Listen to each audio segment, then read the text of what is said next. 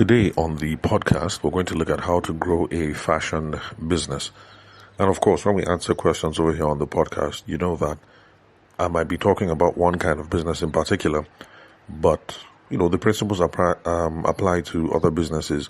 So you can just remove fashion and put whatever your own business is, and you'll see that it's going to apply as well.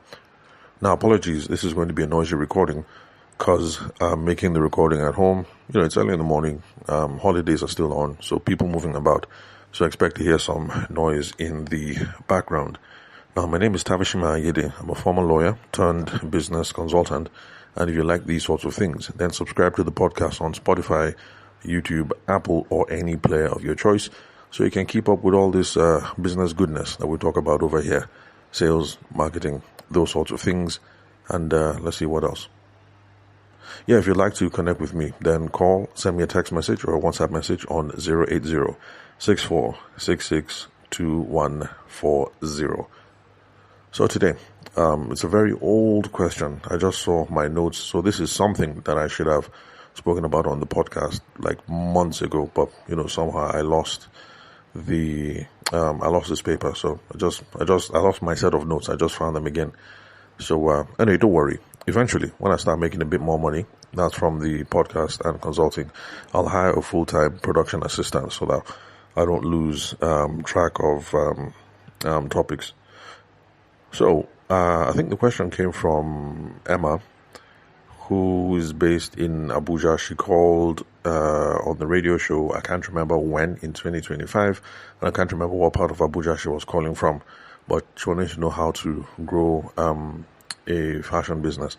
And like I said, the principles that we're going to explore apply to any business. Although small warning.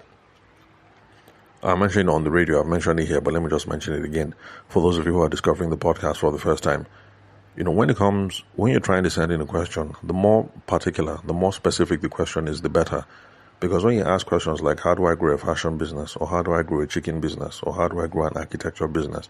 Or how do I grow a legal business? How do I grow a medical business? All those questions are very, very broad. And they're very, very general. Answering the question is going to involve talking about things in a very general way. But my shtick is, I try to be very, very particular when I'm talking to people. I want to give advice that is going to meet a concrete situation and to give very clear next steps about what it is, to do. So if you're sending a question like, I've been in fashion business for 5 years. These are the kind of clients I currently have. I've grown into this level, blah, blah, blah.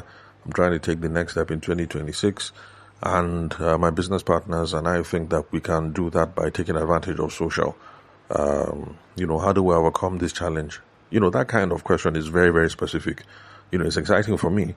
And it's going to help lots of people because you might think your question is unique to you, but there are lots of people who are going through the same thing. For instance, I have been thinking and playing around traditional media and how we can use that to grow a business.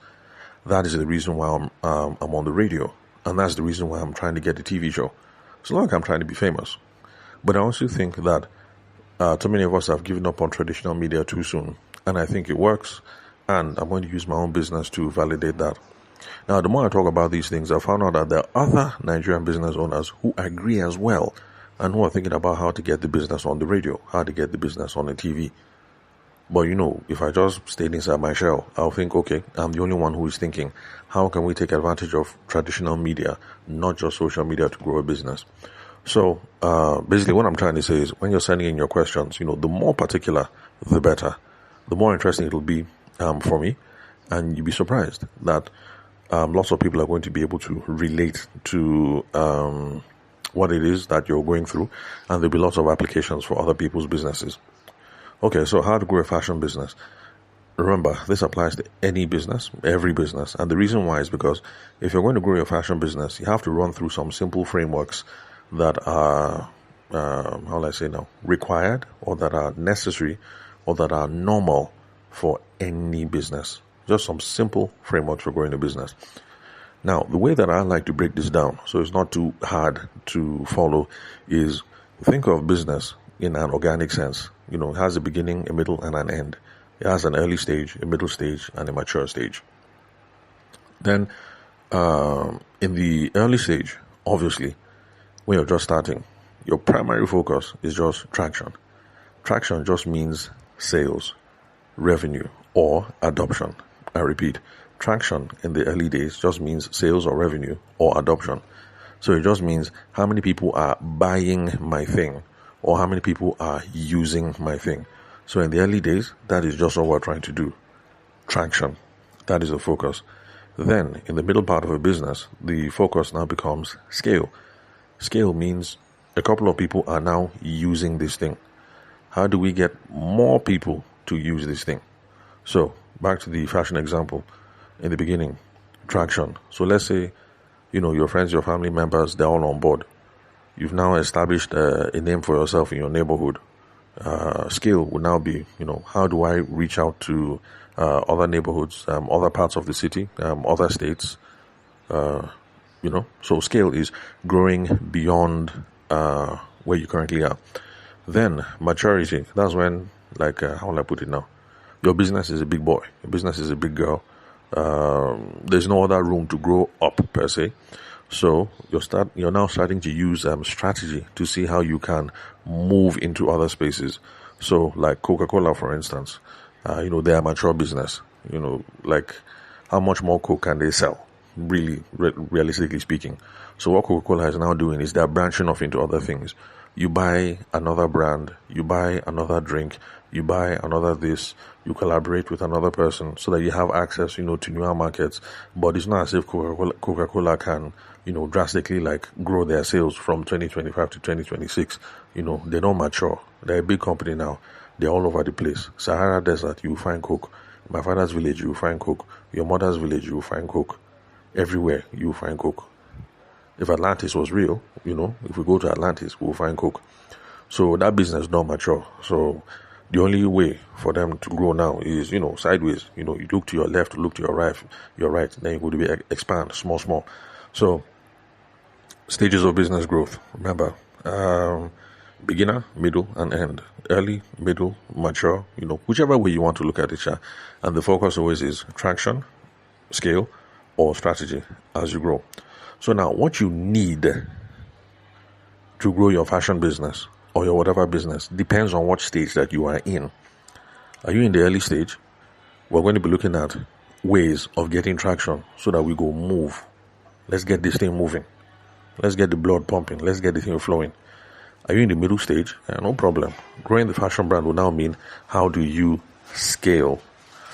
Then if you're in a much more mature stage, then the focus is going to be on how you can come up with different strategies for growing or expanding a mature business.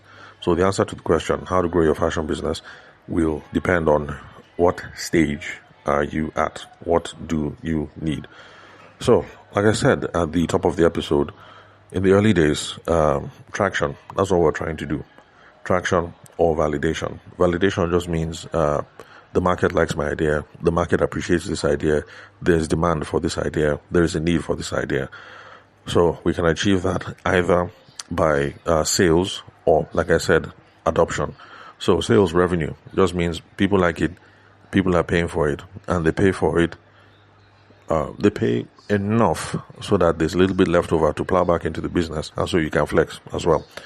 Then adoption, especially for those of you who are in the tech space, adoption just means people are using your stuff.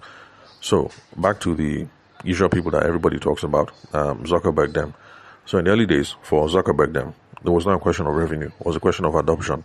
Okay, so this fancy app that you have, how many people are using it? So in the beginning, I think Zuckerberg, I think he's a Harvard boy, but I can't remember anyway. So let's just assume he's a Harvard boy. I mean, he's a Stanford boy. Okay, I think it's Stanford. But anyway, for those of you who know, when you reach out, correct me. So in the beginning, they start this thing. How many people in the faculty are using it? How many people in the department are using it? How many people in the whole university are using it? Then the business starts to grow. They are able to reach out to other campuses, other universities, because in the early days, Facebook was mostly was mostly a college thing, mostly a university thing. So that was the level of traction. In the faculty, how many people? In the department, how many people? Oh yeah, we have conquered Stanford. How we go enter Harvard? Okay, we don't conquer Harvard. How we expand to this place? How we expand here? How we expand until even Obafemi Awolowo University. That's my own university at the time. Eventually you enter OAU. But by then, of course, Facebook was kind of like global. But progress was not being measured on how much money are you making. It was being measured in how much adoption are you getting. How many people are using this thing? Every day, how many people? Every week, how many people? Every month, how many people? Every quarter, how many people? So in the early days, that's how we go to judge traction. So traction, validation. And we're looking for sales or we're looking for adoption. Now, in the early days, you want to grow your fashion business or you want to grow your whatever business, what you need is effort. Effort just means physical worker, and we can't run away from that. So for Zuckerberg, them, physical worker is involved. You tell one or two people, you send one or two messages, you share the link. There's some effort, there's some hustle that is involved. So the same thing, to grow your fashion business, if you're in the early stage, we can't run away from the fact that physical effort is required. Now, the problem is lots of people are trying to sidestep this thing. You want to grow your fashion business, but you want to stay inside the house. You actually don't want to talk to your uncles and aunties to say, Uncle, I'm starting. I appreciate the support. Introduce me to one or two people. You don't want to go and talk to your auntie and say, Auntie, I've started. Introduce me to one or two people. You don't want to go and talk to your neighbors to say, Neighbor, this is what I do. See, this thing is necessary. Like when we moved into our neighborhood, really nice lady downstairs, within 2 or 3 days, she told me that, Alpha, how they sell palm oil. She told me straight up, and that's how you grow your business in the early days. You're a trader in palm oil. You make sure all your neighbors know that you trade in palm oil. And then, small by small by small. Even if your neighbor doesn't buy, one day, your neighbor might jam somebody, and the person might be complaining that, I'm tired of buying palm oil from the market. The price is not good. The quality is not good. They say, my neighbor does wholesale. Maybe I can, maybe I can hook you up. You can buy from her. He said, are you sure? He said, yes, now. Because she sells big. She sells 25 liters, 50 liters, So that's how things move. So at the beginning, physical effort, we can't run away from it. And that's why I always talk about friends, family members, and associates. They will be the easiest class of people to talk to because, these are people that you already know. They love you, they respect you, they support you. So too many of them will not reject you. So it's a good way to get this thing going. Start talking to friends, start talking to family members, start talking to associates. Whether you're growing the fashion business, whether you're growing the tech startup, whether you're growing the palm oil business, even palm wine business first, But we can, in the early days, we can't get rid of this effort or the physical part. Now, I know we're all trying to avoid doing hard work, but don't worry, that time will come. So now, Zuckerberg is not doing physical. He's not going to networking meetings again.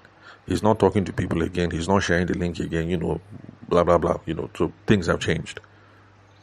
But we all pass through that stage where physical effort is required, where you're talking to people, where you're sending messages, where you're visiting people, where you're booking meetings, where you're doing this, where you're doing that. And so we can't run away from it. To grow your fashion business if you're in the early stage or any other business. Remember, even though we're talking fashion, I'm trying to show how these simple frameworks apply to any business. Then, at this early stage, when we're focused on effort, it's not just effort for the sake of effort. We're trying to make sure that we're doing the right things and we're doing them in the right quantity. So like this thing that I said now, friends, family members, and associates, if you're not using common sense and talking to people who might need your product or service, or people who might introduce you to someone else who needs your product or your service, then, of what does it profit you? So we're trying to do plenty of leg work or back work or phone work or whatever work, but I want to make sure that we're doing the right thing. I want to make sure that we're doing it in the right quantity. So let me go back to the example of my neighbor and the palm oil. Now, I've seen her talk to other people, so I know she has spoken to everybody. And then in this estate, hundreds of families. If she only told 2 people, I'm in the palm oil business, that business can't take off. It can't. Because talking to 2 or 3 people, like, what kind of magic are you expecting? Then one person will come and buy 1,000 liters from you. Then maybe another person will come and buy 10,000 liters from you. And then you hammer. You're now a big palm oil merchant. No, it doesn't work like that. So volume.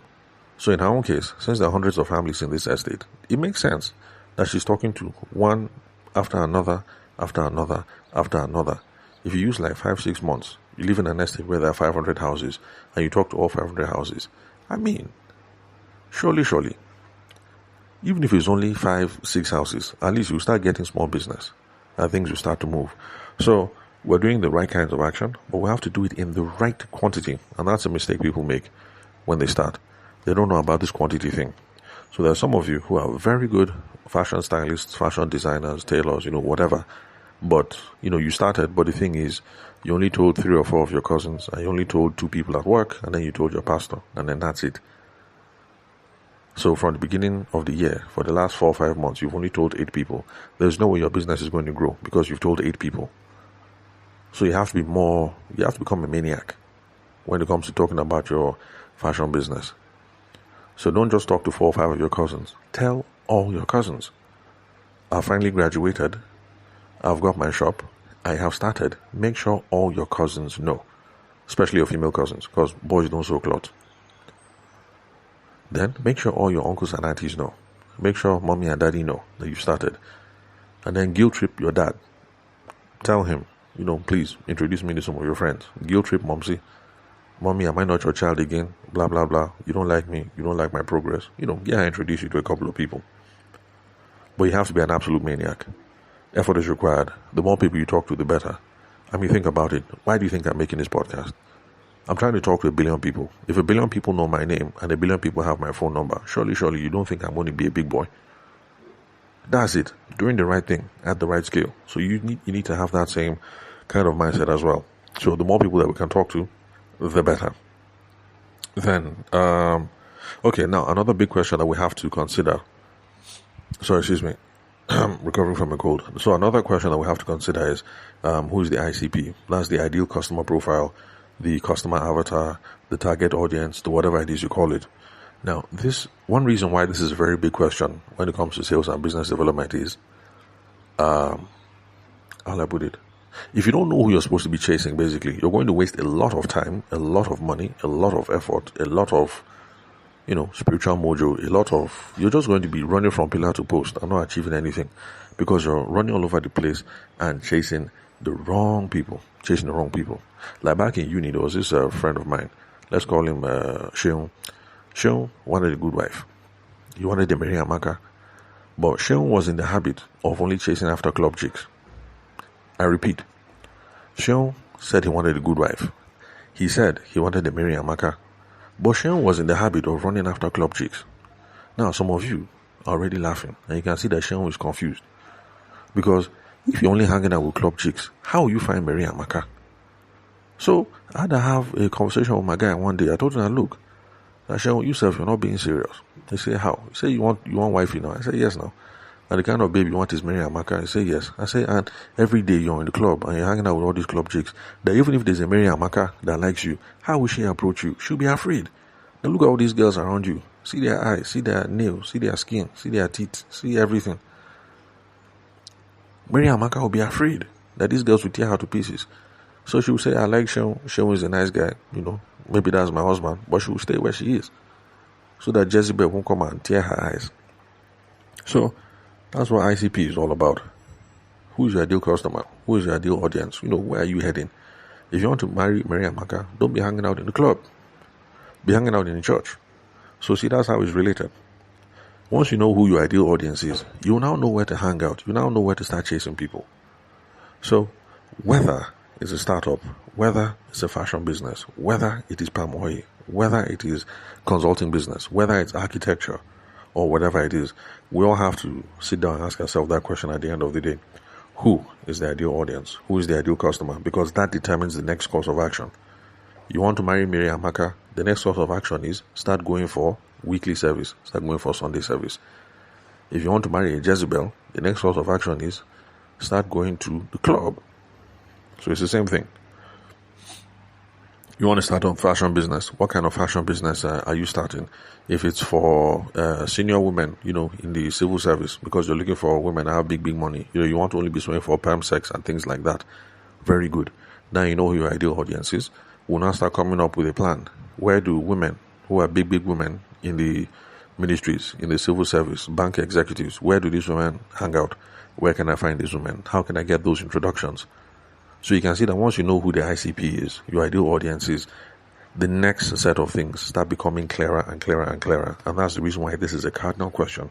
If you want to grow your fashion business, or your palm wine business, or your palm oil business, or your consulting business, or your laundry business, or whatever, we have to start with this question.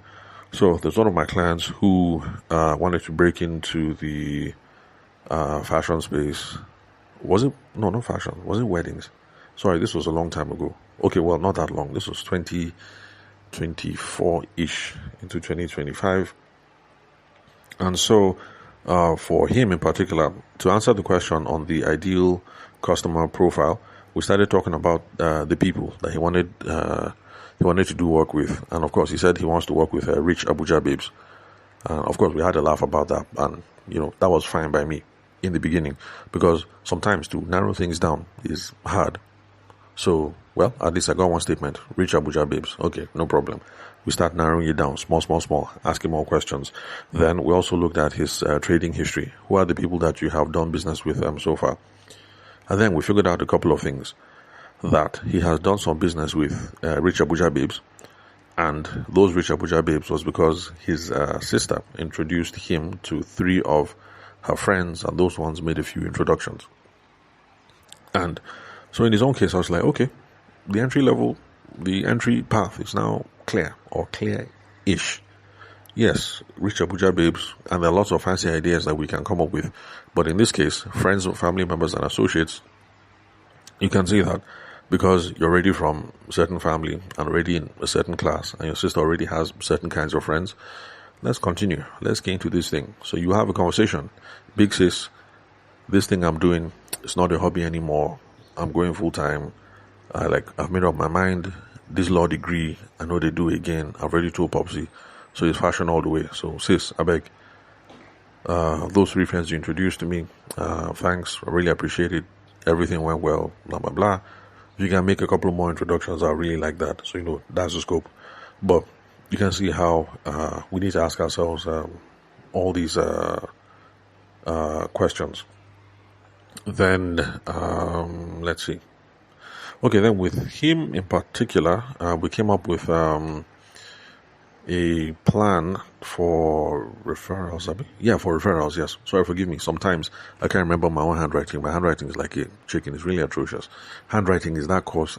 Not course, but should I say course? Okay, let me call it the course. Handwriting was that course in primary school that I really, really hated. I loved other things, but then this whole sit down and copy letter A, letter B, number 1, number 2, number 3, I really, really hated that. Detested it. Well, anyway, where was I? Okay, so referral strategy. So, as part of the referral strategy, we had to make sure that, first of all, I had to get my guy on the phones. I wasn't very comfortable being on the phones, but, how for do? Remember what I said in the beginning, that in the early stage, effort is required, some physical effort. Unfortunately for some of you, the effort means picking up the phone, because picking up the phone is a lot cheaper than trying to go from house to house to house. So it involves picking up the phone for him to call those first 3 people that his sister hooked him up with, and the other people that those people hooked him up with, to call and be sure that everybody is happy and that there is no problem, that all the things he sold are still fine, and that everybody slayed well. Then do some small talk. In fact, maybe even get the Instagram handle so you can see the photos live and direct. Pay them a few compliments. Everybody's looking nice and everything. Eventually, you'll be able to slide to that stage where you tell them that you appreciate their support. And then, this is where you ask for the referral. Since what he had done for his sister's friends was wedding garments. Okay, I think it was wedding garments for 2. The last one I can't remember what. Then the referrals from that I can't remember what. Ask, do you have any friends who are, XYZ? For the ones that you sold wedding cloth, do you have any friends who are getting married anytime soon? That is the referral you're trying to ask for. Very specific. For the one that he sold suit and suit, office clothes. That would be the thing, Do you know any of your friends who are trying to get a wardrobe overhaul or who are looking for good three-piece suits like what I made for you, He asked specifically. So you get a referral. So you can see that you are growing your fashion business, in his own case, using the efforts, strategy, and thought patterns that are relevant to the context in which he is now. Now, he won't always have to be doing this, but in the early days, it's important. You can't run away from it. Then, I also mentioned that he would also have to call his sister. Because remember, in the beginning, friends, family members, and associates, not because he's the best, but because they love us, they want to see us succeed, so they will support us. They won't tell us no, or if they're telling us no, they will tell us no in a very soft way. And another reason why, why I say friends, family members, sorry about that. So another reason why I say friends, family members, and associates is because it's a nice way for us to come up with our selling framework. The selling framework is just the script, the framework, the pattern, the formula, the whatever for how you identify people, how you approach them, how you start the conversation, how you figure out what they need, how you make a proposal, how you make a presentation, how you price, how you negotiate, how you haggle. So if you're doing all of this with friends, family members, and associates, it's a good, nice, easy practice. So that by the time you're talking to total strangers, you have already ironed that stage out. Because believe me, it's frightening and it's frightening, it's nerve-wracking, and it's also very inefficient for you to be using total strangers to be figuring out all these questions. How do I greet people? Do I say what's up? Do I say hello? Do I say good morning? How do I make a proposal? How do I make a presentation? Is it physical presentation? I'll go and show my garments. Or is it that I'll send LinkedIn? So I say LinkedIn. Is it that I'll send Instagram picture? Or will I send them a link to a profile? So it's inefficient. It's nerve-wracking. It's not the best that you're using total strangers to figure out these sorts of questions. Use your friends, your family members to figure out all these things, They won't mind. In fact, some of them will help you. So like in my own early days, I remember mom's even asking me some very, very hard questions. What about this? What will you do about this? What will you do about that? That was because it was Momsy. It was a total stranger. And I'm fumbling. Total stranger would just think, this guy's an idiot. And then the guy won't pick my call. But friends, family members, and associates, they will help you. So, where was I? Okay. Now, for this friend of mine, this is a former client. Well, now he's a friend. The guy, of course, he comes from a certain family, so the guy has some small change. So next thing, we started looking at advertising on Instagram, putting out old photos. Then the questions of targeting was really, really important, because anytime you're doing online advertising, you want to make sure that your targeting is on point. If your advert is being shown to the wrong class of people, you are not going to make any sales from it at all. So the question of targeting was really, really important. And then, a call to action. Because when you're putting out, promoting and boosting posts on Instagram, your call to action is really important. Call to action just means, what do you want people to do next after they look at your post, after they consume this content, after the whatever. Lots of people make mistakes, and I made this mistake as well. When it comes to advertising or boosting or promoting on Instagram, so back to the fashion thing. You make a pretty dress, and then you run a Facebook advertisement, or you boost the post, but it's just a pretty dress, nothing else. I made that mistake. Lots of people make that mistake. You're just advertising a pretty dress. At the end of it, there should be a call to action. Write some small story. Beautiful, black, corseted, something, make your wedding day fabulous, blah, blah, blah, blah, blah. And then call to action. At Abdul Tailors and Associates, we do our best to make your wedding day, fantastic. If you want to slay, if you want to glow, if you want to whatever, click the link below, slide into the DM, write hi in the comment section, something. There has to be a call to action to get the engagement going, because it's from the engagement that you're going to be able to, you'll get the opportunity to have conversations that might close into potential sales. So if the call to action is, if you love this dress and you would love a free consultation to see if this suits your body shape or whatever, click, write hi in the comment section below, and then 50 babes, click hi. All you do is, from the people, sorry, I say click, 50 babes, write hi. From the hi, you can slide into their DM, and then you start some conversations. From there, some people come to the studio, or to your fashion shop, or tailor shop, or whatever it is you guys call your spaces.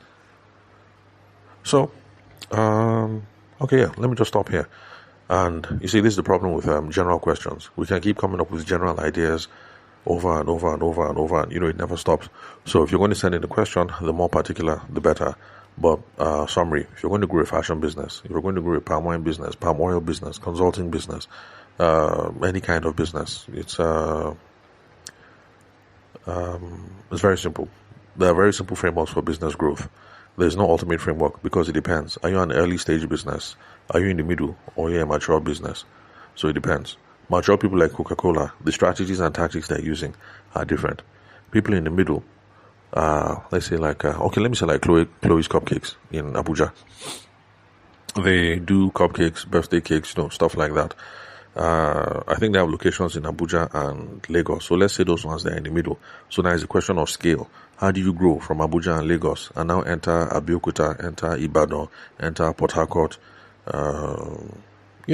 So let's say those ones are the middle stage. Then early stage, you're just starting the fashion business. You've got your sewing machine, you've got your shop in Wuse2 or on Lekki or whatever. You've opened up and you're now worried, okay, how can I get people through the door? So that's the early stage. The focus now is traction. Traction just means sales. It means revenue. It means people saying yes. It means people transferring deposits. And then, of course, if you're in the software space, early traction, could mean adoption. How many people are using? How many people are clicking? How many people are downloading? How many people are signing in? So that's it. But I guess the biggest thing I just wanted to pass across today was this whole thing of if you're on early stage, unfortunately, physical effort is required. We can't run away from it. Too many of you are starting your fashion businesses, like people who call over on the radio, and they think that just because you bought the shop and you bought the machine and you put the billboard outside, that then business will flow to you. Sorry, it's not like that. You have to go and talk to one or two people. If you have money, place one or two adverts, create one or two flyers, whatever it is that work for your situation, but there is going to be some physical effort that is required. So let's stop feeling as if we can just buy the shop space to start the fashion business and then the rest will take care of itself. It's not like that. If it was like that, we'd all be billionaires. Because me too, I would have just bought a shop and then I would just put a sign outside that says Stavishima Consulting, and then that's it. Clients will just be rushing me. So it doesn't work that way. So physical effort is required. Let's not shy away from hard work. Let's just make sure that we're doing the right things. So that's it. So thank you very much for your time and attention. Remember, if you'd love to connect with me, the name is Tavishima Ayede. You can find me on LinkedIn. You can call, send me a text message or WhatsApp message on 08064662140. What else? Yeah, I think that's it. Remember to subscribe to the podcast. I'll catch you all some other time.